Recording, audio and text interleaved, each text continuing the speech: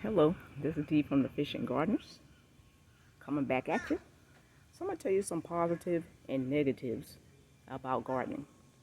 Because when you see YouTube, a lot of people tell you about just all the positives, but it is some positives and negatives. So as a beginning gardener, a lot of things I wish I would have done a different way. So maybe I could help you as a beginning gardener. So let's take a walk around my garden and I'll show you some things and we'll talk about some things. So some of the positive things are, I am a fruit tree gardener, so you get yourself a lot of fruits, right? So as we go around, we see, we got the Logans, and we got the different fruits, right? We got the miracle berries. Look at all those miracle berries in there, all right? Got a lot of nice miracle berry trees, you know. You look at that, and of course, for many of you who don't know what miracle berry is this a fruit that actually tricks the tongue receptors into making something. Well, put it to you this way: when you eat the miracle berry and squish it around for about 20 to 30 seconds, and you eat a sour lemon, that lemon is no longer sour. It'll taste something like fruit punch. So that's what the miracle fruit is. And that's what that is. Okay, you got some loquats back here, and we got dragon fruits. All right, so I got all type of different fruit trees, papayas, mangoes, guavas, and that's the good part. All right, so some of the negative parts of it, okay, I wouldn't necessarily call it negative parts as far as growing pains. For instance, for me, what I have learned from other people is to shape your trees while they're young, because let's put age as a factor, okay? I'm in my 60s, right? So I started gardening about 2.5 years ago, and I'm automatically going to forecast and think ahead as I'm not going to get any taller at 5'4". Matter of fact, as you age, you shrink, and I want to be able to reach my fruits. I'm not worried about the birds reaching my fruits. I want to be able to reach my fruits. So what I did was actually slow down the growth of my, and this is not a negative thing, slow down the growth of my fruit trees so I can shape my fruit trees so I can actually reach the fruits, as I get older. Because, right, as you get older, you don't want to be standing on ladders out here in this hot sun reaching for fruits. Yes, you have little tools that you could pick this and pick that, but why don't I just get ahead of it and just go ahead and shape the trees to where I can actually reach the fruits? Because we all know trees grow, right? For instance, this right here is the ice cream bean tree right here. Look how big this is. Now, I have cut this tree about 4 times, and that's another thing you need to know about gardening, okay, before you go. Make sure you know the size of the tree. That means the growth pattern of this tree, or these fruit trees, before you get them, okay? Because if you don't have a big yard, then you may make a mistake and get a tree so big that your yard can't handle it, and you will not be able to put a lot of fruit trees. Thankfully, for a lot of my fruit trees, I have a lot of dwarfs, but then I have some big ones where I made some mistakes. Well, and the only way to correct those mistakes is to continually shape the tree. For instance, I got this Valencia Pride mango tree right here. So Valencia Pride is a big mango tree, and it grows big, and I'm going on 3 years of gardening. So look how big she is right now. All right, so she hasn't gotten cut yet because she was stagnant the first year, and this year she's actually blooming. So basically, we'll just be shaping her, and I have no problem cutting and shaping trees. We're out here, so we're doing that, like I said, while they're young, and while we can still do it, because you never know as you age, what it'll bring you. Also, I got a lot of dwarf trees. You got the Pickering mango tree right here. And this is supposed to be, a dwarf Hawaiian starfruit tree. Now, just because it says dwarf does not mean it's going to be dwarf. You can keep it to that compact size, but you have to do your work and do some trimming. So we prefer to delay the fruit setting and to trim our trees while they're young. so that we don't have to go through too much as they age. And you still get fruits. Like we trimmed the heck out of this Ruby Supreme guava right here, and she's still fruiting. So a lot of these trees you can trim and they're actually still fruiting. So be mindful of the size tree you're going to get, what side you're going to put it on your yard, whether they go dormant, whether they need chill hours, how much work you have to put into it. So like I said, I'm in my 60s, and I'm looking at, as we age, and hopefully we all age, right? Because if we don't, we're going to die young, right? So we do want to age. Okay, so in the 60s, you're aging, you're not as physical as you used to be. Well, I'm very physical in my 60s because I do long walks. Me and my husband, we do walks early in the morning, 5 or 5:30 in the morning. We're out there doing our 4, 5, 6 mile walking, and we're constantly doing stuff. But I'm saying, for a lot of people who are not, as you're aging, you're not as physically able to do things like you used to do when you were younger. And you got to factor that into your gardening. Boy, if y'all could smell this jasmine flower right here. Ooh, it smells so delicious. Delicious. It just smells good. It smells good. But anyway, like I was saying, factor in your age, factor in your time, factor in your physical capabilities, right? Your physical capabilities, you have other things to do. You got family to do, okay? Factor how much time do you want to put in a garden. Now, for me and my husband, all right, we do other things. We do a lot of projects. We do fishing. We do camping. We do a lot of other things. So I'm not going to spend 95% of my time in the garden.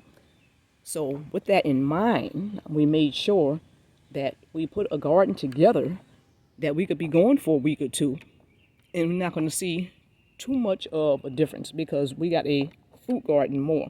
I do more vegetable gardening when it's cooler. I am in Florida, Zone 10A in Central Florida. So in the summertime, I'm not going to do nothing but grow peppers, right? Because that's the easiest thing to grow, and I don't have to put a lot into that, and I can ignore it. And I'm going to grow that in my fruit trees, right? So we got the rainy season right now, so I don't have to do nothing, really. I just let it rain and do what it do, right? I call it more toward the end of October, November, I'll come out with my collard greens and my cabbage and, a couple of other things. Again, I put them in the ground and let them do what they're going to do. I don't spend a whole lot of time messing with them and dealing with them and running back and forth. Like, for instance, for example, I learned that I do not like growing vine tomatoes. And the reason why I don't like growing vine tomatoes is because you got to keep running around, vining them up. I know I'm not going to be out here doing that in this hot Florida sun at this age. And like I said, I'm kind of physically fit, and doing stuff. But still, at the end of the day, we are aging. It is what it is, So I'm being that in mind when I'm doing my garden. Let me do something that I can handle all the way until I age out, all the way until I can't handle it no more. Let me make sure I can reach my fruits, make sure I'm doing stuff and that I'm not being overwhelmed with. I can take care of stuff. Look at my Oro Negro avocado tree. I only gave her a little cutting on the inside to give her some opening, and she just bloomed. She's not, I'm not going to allow her to get but so big, but she'll be getting bigger than this. But I'm just, look at that. Okay, but either way, so we wind up growing a lot of the stuff that we constantly eat. We love passion fruit. Therefore, I got 4 passion fruit vines up here like that. And we wanted to make sure they're very sturdy. We also like mulberries. Therefore, I have a lot of mulberry trees. So, we like guavas. Therefore, I have a lot of guava trees. And these things are actually easy. You just put them in the ground, basically, and just let them grow. So, loquats, I got grapes. So, stuff that I don't have to do a lot of work to keep up. The upkeep, they basically upkeep themselves. And then I have my little old succulents that, again, I tuck them inside there where they don't get a lot of rain, sun, and everything else. They keep themselves. and I like, some pretty flowers here and there. So yeah, I got my moringa, I got my health fruits, I got my Barbados cherries. All of these trees that I have, I really don't do much or nothing with them, basically. You know, if it's a dry season, I'll come out here and water them some. Other than that, I give a look at them. If they need to get chopped, like this everbearing mulberry right here, she done got chopped 5 times. 5 times, I tell you, since March. So out of everybody, she's everbearing like crazy, and she's gonna just go ahead and stay in this pot because she gives us lots of mulberries, and she's definitely everbearing. Okay, so just bear in mind that when you're doing a lot of this stuff and we look at YouTube videos and we're looking at all that, look at the zone that you're in. Look at, their growing capability. How much work do you have to put in? How much money and time do you have to put in to grow whatever you're going to grow? And do you have that time? Okay? Don't look at YouTube videos and just go follow everything in the video that you see in the videos. That's where I made some mistakes when I first started gardening. I ran around buying every tree.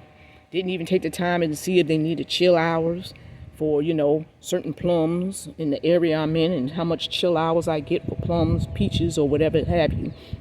So I had to take some of my plum and peach trees and pull them up and bring them to my daughter, who was in a cooler part of Florida, and put them in her yard. Because I was never going to get no peaches here because I don't get chill hours like that. Nowhere near shape or form. But had I taken the time to research that instead of just buying, right, then I wouldn't have wasted so much time. And you waste, not that it costs a lot of money, but you just waste a lot of time. So be mindful before you get a tree to research and make sure that it grows in your area. Okay? So it's a lot of trees that don't grow in our area, but people will push the limits on those. Excuse this helicopter, or plane rather, from up above. So a lot of things will not grow in our area, but people will push the limits to get it to grow, and that's fine. If you're a beginning gardener, before you get those plants to push the limits, get the plants that you know that's going to grow in your area, or the trees, or whatever have you. Whether you're a veggie gardener or you're a fruit gardener, get what you know is going to grow in your yard first, and then worry about pushing limits. And let me show you what I mean by limits. This right here is a soursop tree, and I am in Central Florida. And they said soursop trees will not grow in Central Florida. Now, partially, they are correct, okay? The soursop tree, I've had that tree for 2 years. So I may never see fruit, right? And the reason why is because I got to keep interrupting the cycle. When it gets too cold, I got to cover it up. I got to do this, I got to do that for this tree, right? And by me interrupting the cycle, covering it up, doing this and doing that and this and that, that's putting a lot of energy into something that is not really meant for this area. But some people can get it to grow. Most people can't. It can grow. As you can see, it's growing. But I want fruits, right? Because I'm a fruit tree gardener. I don't want to just see something grow. So what I came to the conclusion with that is I'm not going to protect it anymore. I'm going to use it for the leaves. And I take the leaves, soursop leaves, and I put them inside our teas and stuff. So that's what I'm using that for. And I came to the conclusion for the trees that are not going to make it. If you're going to make it, you're going to make it. If you're not, you're not. That's the conclusion I came up to, because you could put a lot of energy trying to keep a tree alive, and it's just not meant to be. Believe it or not, all the trees that you buy to go in your yard, every one of them are not going to survive. It's highly likely that, highly unlikely that 100% of your trees are going to survive. So be ready for that, and don't, blame yourself for that. That's just a part of gardening. But, I've just learned a lot about gardening and, what grows in this yard, right? Everybody's gardening style is different, okay? I have a lot of paths in my yard to walk through because as we age, I want to make sure, as your sight and everything declines, right, that I'm not flipping over and falling over everything. And that's just for me. Some people like, gardening, at a closer range, because they can get even more food in there and they can get more. So nobody's gardening style is wrong, however you garden.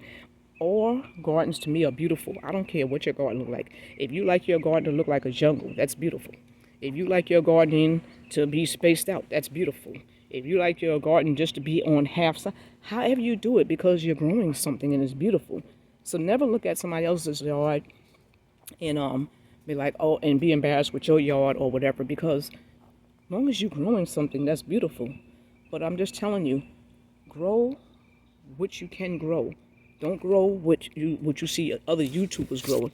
Grow what you can grow in your yard, especially if you're a beginning gardener, right?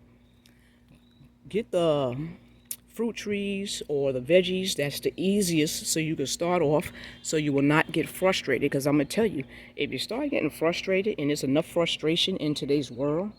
Look at this beautiful nectarine tree. When I got it, it was a stick. That was last year.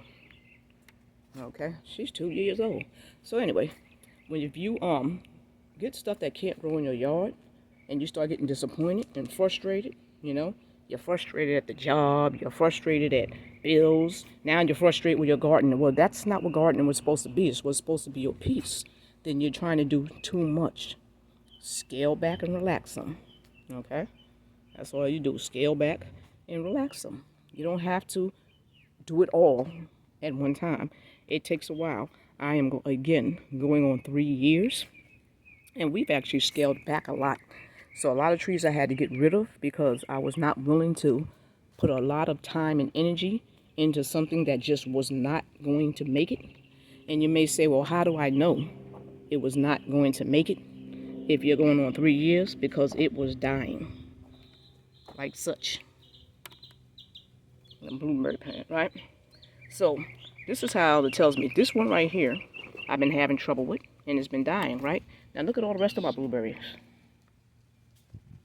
So like I said, if I like something, papayas, I have 4 papaya trees. Blueberries, persimmons, I got 5 persimmons, right? If I like something, I get a lot of them, right?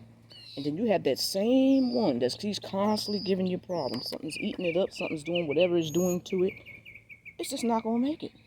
Just let it go.